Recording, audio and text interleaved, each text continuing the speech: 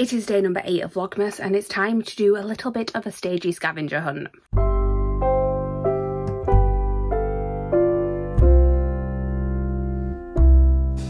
Hi everyone, my name is Chloe, welcome back to my channel, thank you for being here today. Today's video is a Vlogmas video. I am going to be posting a new video every day in December up to and including Christmas Day.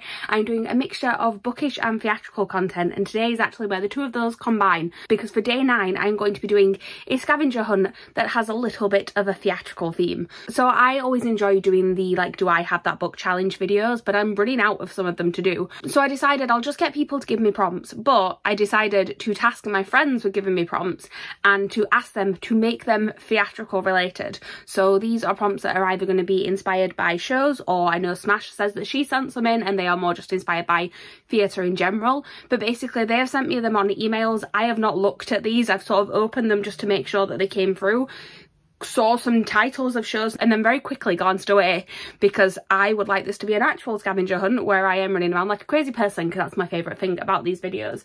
I will say this is the best setup we can get for it, but I will be like running around on and off camera at various different points trying to grab things. I'm also really hoping that this lighting setup doesn't fall at some point during this video, but there is a chance it will. I'm not timing myself, I'm just going to try and do it as quickly as possible. So I guess what we need now are the prompts. So we'll just go in order of when they came through to me. So the first person that sent me prompts was Lisa, and her first prompt is for Be More Chill, and it is a book that makes you feel more chill. Now this is a very easy one for me to pick, and it's right here. This is not like a running around scavenger hunt. It's a very obvious one for me to pick. I'm just gonna hold it up. Like, it's Red, White and Royal Blue. It's my comfort read. We know this by this point.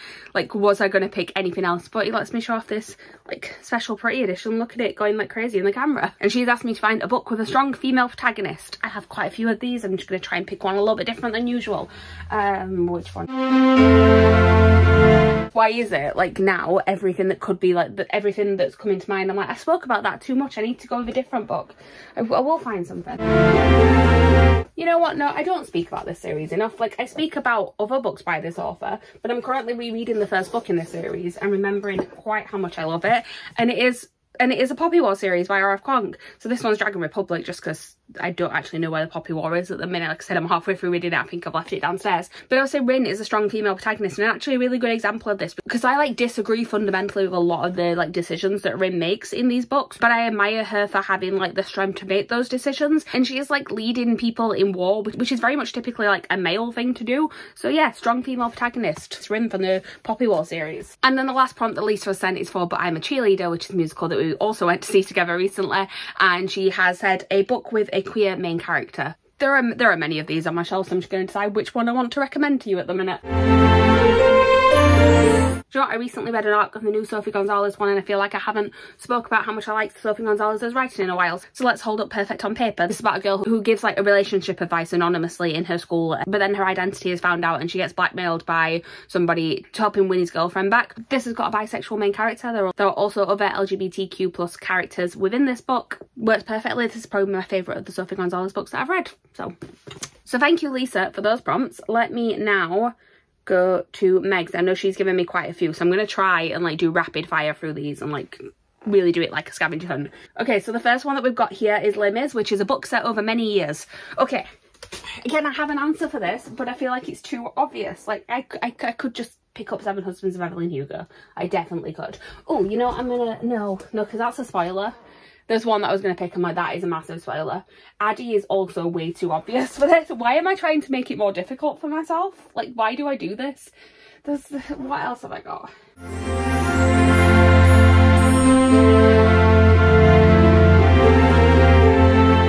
You know what, I'm struggling, so I'm just going to go for an old favourite. Addie LaRue definitely takes place over many years. Like, she's the whole point of this is that she asks for more time, and she's alive for many, many years, but no one can remember that she exists. Anyway, Addie, I did try and find something else.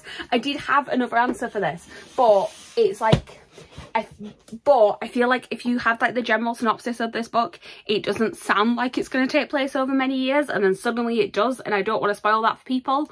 But yeah, I do have another answer, but I'm just not gonna pick it up. Next up we have Miss Saigon, which is a book with multiple authors, which again, there are obvious answers. I have my J. Kristoff shelf right here, and also I've already given a Sophie Gonzalez book. Oh, I know, 1 second. This is Blackout. This is a book by Danielle Clayton, Tiffany D. Jackson, Nick Stone, Angie Thomas, Ashley Woodfolk and Nicola Yoon. So this is 6 love stories that all happen during a blackout. They're all stories by black authors about black characters. It's a story of black love and black joy. It's just lots of different love stories. I very much enjoyed it. There is another book coming out by this bunch of authors that I believe is about a snowstorm instead. And yeah, multiple authors. There we go. Works for Miss Saigon. I do also like trying to figure out like why my friends have come up with these prompts. On to the next prompt. It is Phantom of the Opera, which is a book where people like the villain and you just don't get it. Meg, I know you don't understand why people like the Phantom. I know you're on Team Raoul, but you are wrong. I love the Phantom. Leave me alone. Let's find a book where people like the villain and I don't understand it. I don't even have one for this. I have a book in my head, but I don't actually own it, which is really irritating.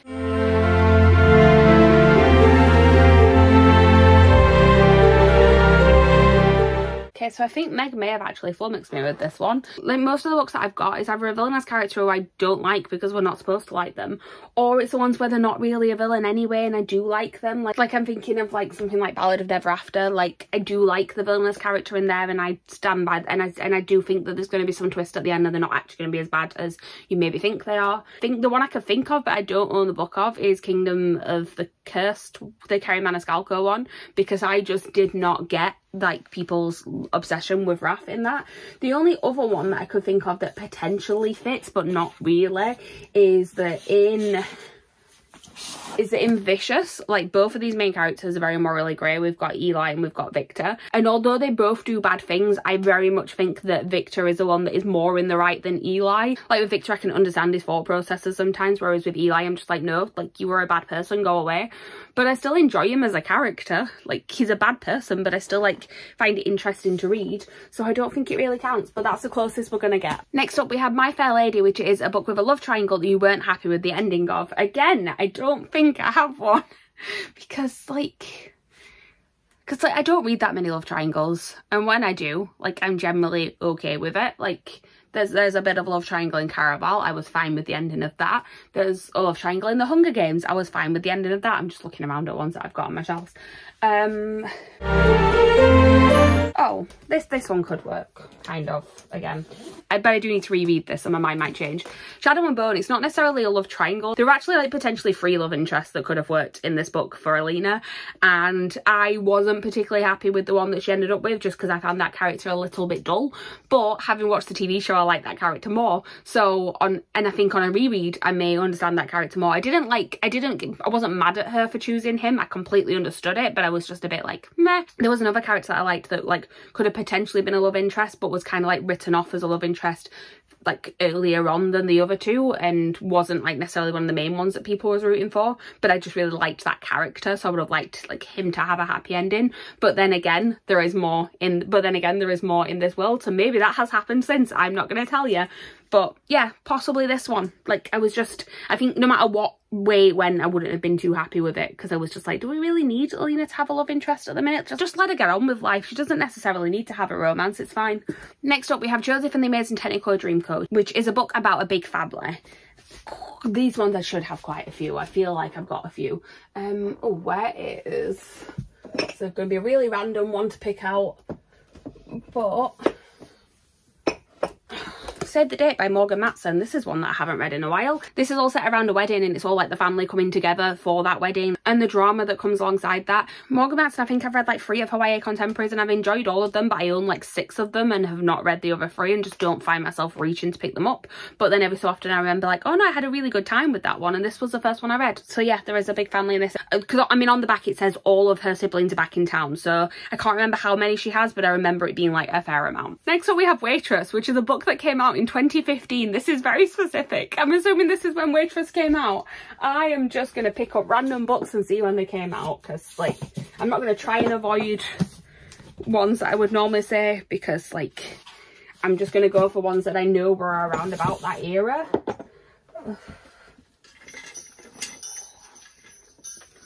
Oh, I'm jingling apparently.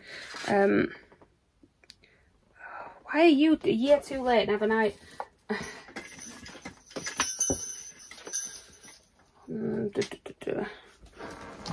I have some books in my book cart in front of you as well.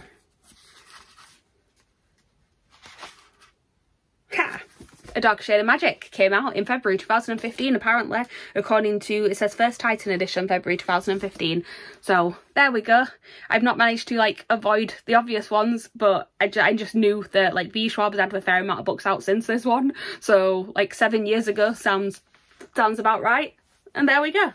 And then the last prompt from Meg is Bonnie and Clyde, which is a book based on a real event or real people. So again, there are plenty for this, but let me try and find something that's a little bit different than what I would normally pick.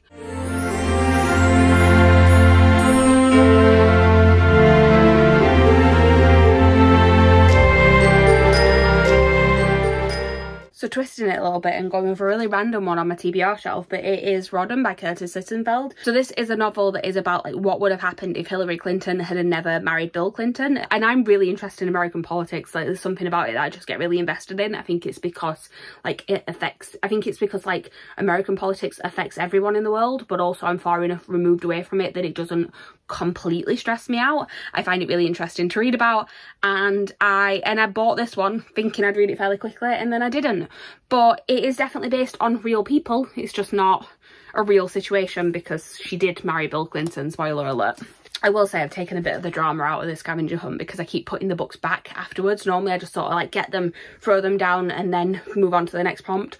But I have filmed way too many videos in the past couple of days and I am sick of the cleanup, so I'm trying to be neat about it. Let's move on to the next set of prompts. So I did actually have 2 more people send me prompts, but Jem, I love you, but I think you misread what I asked you to do because she sent me some prompts, but they are more like just general prompts rather than theatrical based. Some of them are similar to ones that I've already had anyway, but you know what I'm going to do actually to include Jem's prompts on here is because I know that one of her favourite musicals is Beetlejuice, and three of these could technically be inspired by Beetlejuice anyway. So what I'm going to do is combine them and try and find one book that fits all 3 prompts. It is to find a book that Jem loves with purple on the cover and with bones or a skull on the cover. We're going to try and fit at least 2 of those prompts in one book.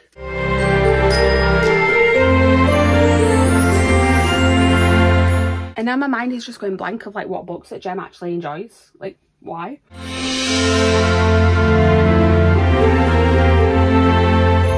I think I'm going to have to scrap the purple on the cover. I don't seem to have purple books that Jem has read.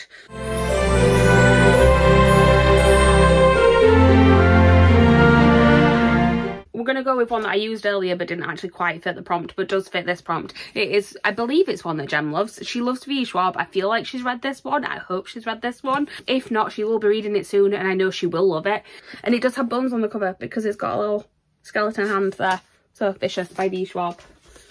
And then actually I don't think she's read the graphic novel that goes with this yet, but again, I feel like she would love it if she hasn't read it yet. It has bones on the cover and it has purple on the cover. There we go, I got there eventually. So on to our last set of prompts, which were sent to us by the lovely Smash, and she decided to do things that weren't necessarily show inspired, but they were theatre inspired, which I really like actually, because some of these are quite creative. So the first one we've got is Cast Change, which is apparently inspired by a certain someone taking up a role in Moulin Rouge. Thank you for that, Smash. It says find a book where a character was introduced mid-series and made the character better. I have already hinted at this and I've already used this book, but it's the perfect example. I've used both of these series already, but they are the perfect example and I refuse to pick anything else. So we have got the Shadow and Bone series. I don't actually have the second book easy to get to at the minute because my paperbacks are like hidden up there somewhere and you are on the thing I would need to stand on to reach them.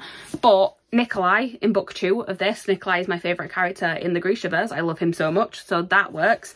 And then this one is the second book in the Dark Shade of Magic series. This is Scavenger Shadows, and this introduces Alucard, who is my favourite character in this series. So yeah, I know I've already mentioned both of these series so far, but I don't care because I love them, both of these characters, so much. We then have got Spotlight, which is a book that's had a lot of attention. So, I mean, this could be many books that I own. But let's again try and go with one that I maybe haven't spoke about in a while. You know what, for this, because I'm going to be inspired by Smash, because I know that she's part of the nerd fighter community, and this book definitely got a lot of attention when it first came out, and that is Fault in Our Stars by John Green. Like, regardless on whether or not you think you would like this book if you read it for the first time these days, this was a very, very well loved book when it first came out. I actually still love it. I don't mind that John Green's writing is a little bit pretentious. I have a great time when I'm reading them. So yeah, The Fault in Our Stars by John Green definitely got a lot of hype. I feel like it was the sort of the YA book of its time. Like, you can always tell if a book is sort of like defining of its genre at the time if all the other covers start copying it, and this one definitely started off a trend. Next up is Pro Shot, which is a book that was indie pubbed or was a fanfic and has now been picked up to be traditionally published. I have a few of these on my shelves, but again, I'm going to try and like not just pick up the Love Hypothesis or like the Atlas 6. Let's see if there's something else that I have. Oh, actually, yes. Because this is one of my favourite books that I've read this year, I'm going to hold up A Dowry of Blood. This was an indie published book and now it's been picked up to be traditionally published, and I have this beautiful fairy loot edition. So yeah, Dowry of Blood definitely works for this, which funnily enough is next to the Atlas 6 on my shelves, which was also an indie pub book. Then we have Rush Tickets, which is a book that you got an early copy of or an ARC, which A Dowry of Blood would have worked for. Now, I'm not actually going to say this one as my answer, but I have said I'm going to try and get this into as many videos as possible. So Babel works for this because I got an ARC and I got an early copy at Yalc. So definitely, and I got an ARC of the audiobook as well. So definitely counts. Maybe I should just give that as my answer, to be honest. Let's not run away. Like, I got multiple early copies of this book and I love it so much. So yeah, Babel, Babel, whatever you want to call it. I like this next prompt. It is original cast recording, which is a book that you preferred because of the audiobook. I do have an answer for this one actually, 1 second. I was thinking I didn't. I was like, I like audiobooks, but I don't necessarily prefer them because of the audiobook. And then I remembered, oh no. Okay, so my answer for this one is Daisy Jones and the Six. The reason for this is that it's actually told in like an interview format. So it's supposed to be like, a profile on this band, and they're all being interviewed by, I think, like Rolling Stone doing an interview with them. And the audiobook for this is a full cast, so it's almost like they're having that conversation, and it works so well. And I do really enjoy this book anyway, but there was something about the audiobook experience that just kind of made it all come together and made it like a favourite for me. So Daisy Jones and the Six. Okay, we have got 2 more prompts to pick. The first one is I Scream at the Interval, and the prompt is a book that you associate with food. Again, I could say Kingdom of the Wicked, Kingdom of the Curse, whichever one it is. But I did not actually like how food was used in that controversial opinion. I do have one I can pick though. I moved it yesterday. I moved it on my shelves. I've seen it this morning. There it is. Rosaline Palmer Takes a Cake. This is a romance that is set like around a baking competition, like Great British Bake Off. I really, really love this book. I need to get my hands on the sequel, but I need to find a matching edition to this one because this, I believe, is the US paperback. And this, like I said, all set around Bake Off, so obviously there is food involved in it, but also there are like recipes at the back of the book as well. And yeah, and apparently I can't read emails properly because that was actually the last prompt. I saw another line afterwards and it was just Ash saying, hope these help. So that is all of it. Like, this was a little, like I said, more calm than my regular scavenger hunts. I think it was because I was trying to be tidy, but I still had a fun time trying to find books. It still stresses me out when I try and find things. So thank you to my friends for giving me the prompts for this. Thank you to Lisa, Meg, Jem and Smash for the prompts. And that is everything. Thank you guys for watching. Please like, comment, subscribe, all that good stuff down below, and I'll see you guys tomorrow with a new video. Bye.